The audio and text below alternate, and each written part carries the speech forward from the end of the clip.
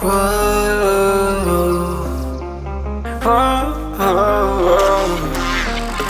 I got a premonition, I'm dreaming you and I. All my darkest fears are coming outside. We got a billion races, we got this melody. And you can trust me, baby, we got everything. Call me whenever you feel alone, babe. And when you need to cry, I'll be by you. What is going on YouTube? So today we're gonna be trying to work on Nisha's B16 Civic a little bit, and basically what we have going on is the emergency brake does not engage at all. So I'm gonna try to take apart all of this center section here, and hopefully it'll just be like the cables need tightening up, and we can just tighten up that, and maybe it'll be a pretty simple video. But this is just kind of not really a how-to, but this is just how I'm tracing down the problem with my e-brake, just in case anyone else is having an issue with it.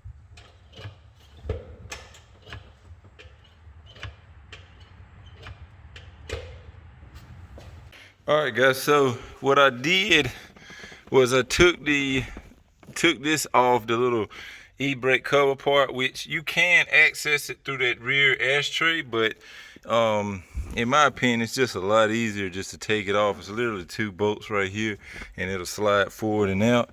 So yeah, when I did that, I realized that the cables are actually tightening up plenty tight.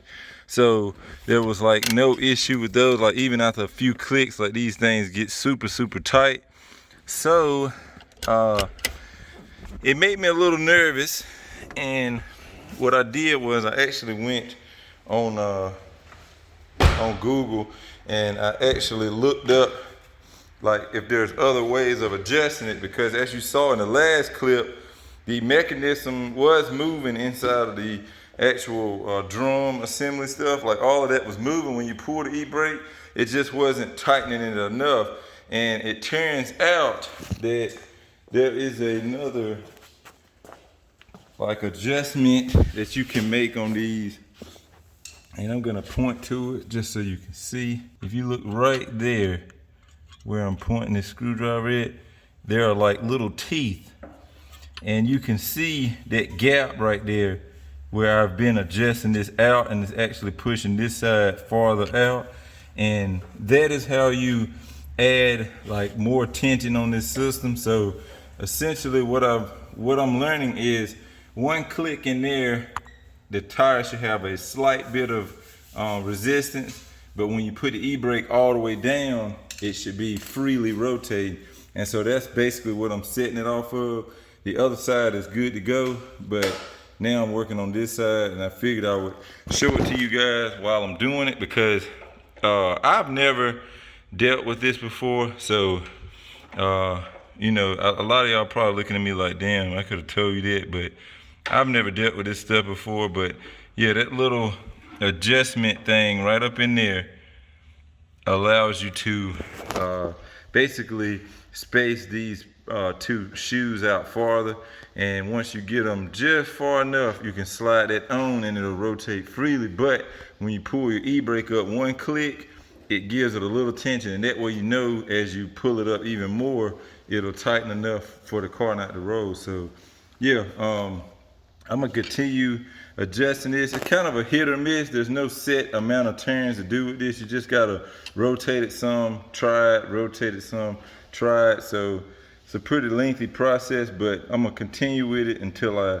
get it to where it's actually locking up perfect. And then yeah, we'll go ahead and probably end up wrapping up this video. I know this is gonna be kind of simple, but again, I didn't know this, and I looked it up online and I found it, so I figured I would just, I don't know, share this with you guys in case you hadn't, or you didn't know this either. But yeah, let me go ahead and get this adjusted some more, and then we'll show you how it all works once we're finished.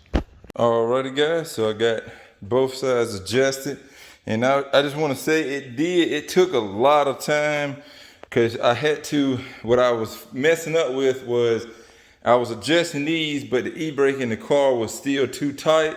So to get the drum back on, I would have to loosen this up and then it wouldn't grab as hard. So what I ended up doing was backing off this main bolt here to get full slack in all the cables that go to the rear. And then I tighten them up to where the drum would slide over. And now if I spin this wheel, see, it's free, nice and free. But the first click, it's got some tension. See it stopping? Boom. See that little bit of tension it has? Perfect. Same thing with the other side. Remember, that's just the first click. So you got a bunch of clicks, so you don't want any tension when you're driving. So same thing with this wheel. Nice and free. And then I'll spin it, pull it to 1, and you'll see it comes to a stop. See that little bit of tension there? It's really hard to catch, but it's just enough. And then when you actually pull it like you would be parking the car, no movement. Nisha is gonna be so, look at it, lock slim up. She's gonna be so excited for this. Like, you guys have no idea, this car has literally been driven for probably, I wanna say at least 5 years now. No e-brake. And I kept saying that I was gonna get around to messing with it, but I did a whole engine swap, never touched the e-brake. So yeah, now I'm gonna just put this bad boy back on the ground, and yeah, we're gonna be absolutely golden here, boys. I know she's gonna be excited about this, because I'm even excited. Like, that was like the biggest pet peeve of driving this car, was that e-brake not working. So yeah, now that that's fixed, man, this thing is pretty much perfect. Does need a wash, but yeah. And just before I close out this video, just so you guys know, or the ones that don't know and just stumbled across this video, just so you know, that might have popped up. Yeah. Just so you know, this is really a B16 swap Civic, and yes, this is definitely my wife's car. So yeah, it's a B16 A, what is it, 2? Yeah, A2 that I got from a donor car for my H2B Civic.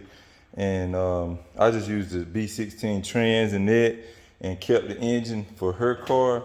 And we ended up finding a decent LS trans to throw in here, because she's not, I mean, she loves, don't get me wrong, she loves the speed and stuff, but she's not like hardcore about it. She just enjoys having more power than the stock D series had. So that's pretty much why we got it set up like that. There are more videos on this car on the channel. So again, if you're new and you want to see stuff like dyno videos and whatnot, I'll try to find a dyno video and put that as a clickable video at the end of this, so you can go watch that. But yeah, with all that being said, guys, that's gonna wrap up this video. If you did find any of this helpful or the least bit interesting, please give me a like, and I will catch y'all in the next one. As always, remember, respect all bills. Peace out.